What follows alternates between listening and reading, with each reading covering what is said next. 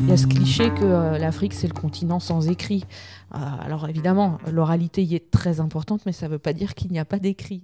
Je suis Marine Defosse, je suis bibliothécaire chargée de collection sur le domaine Afrique et monde berbère. Je m'appelle Nathalie Carré, je suis maître de conférences en langue et littérature swahili. Yakazi Saada, Nakutuma, Huyatumika.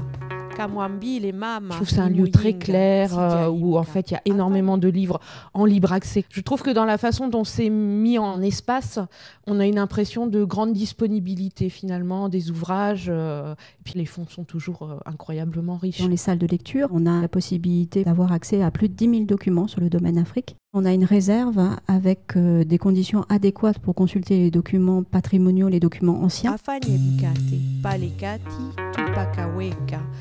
Bonsoir à tous, merci d'être venus ce soir. Dans cette table ronde, ce qu'on voulait rappeler, c'est que ces littératures, elles existent. Et depuis longtemps... Quand Nathalie m'a demandé d'amener des ouvrages, c'était très difficile pour moi de faire un choix. Alors, on va faire circuler les livres. Parce que Nathalie m'avait sollicité une première fois pour faire une présentation livre en main au Quai Branly. C'était dans le cadre de 2 journées sur enseigner les littératures en langue J'avais minorée. sorti beaucoup de collections différentes, des livres dans des langues très, très diverses, pour finalement montrer que la littérature en langue africaine existe bien et que cette littérature, elle n'est pas si récente que ça et qu'elle est très vivante.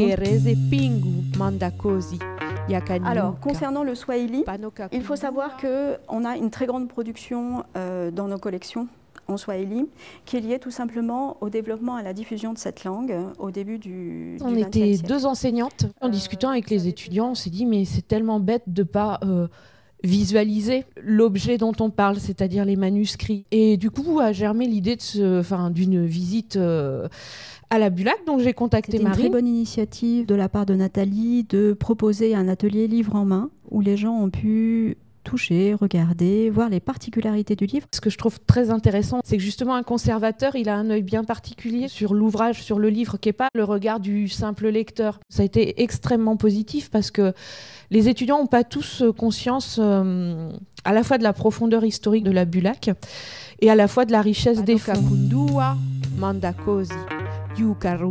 Un grand auteur kényan, Ken Walibora, était venu. Marine, à ce moment-là, avait sorti pas mal de choses justement traduites du swahili. Moi, ça avait fait tilt. Et du coup, je me suis dit, je vais redemander à Marine de faire une visite sur la thématique bien particulière de qu'est-ce qui se traduit des langues africaines. Et dans le sens inverse, intraduction, extraduction. J'ai essayé de trouver des exemples de traduction d'une langue occidentale vers une langue africaine ou d'une langue africaine vers une langue occidentale ou une autre langue, puisqu'il y a des choses aussi qui sont traduites de l'arabe, par exemple, du chinois aussi.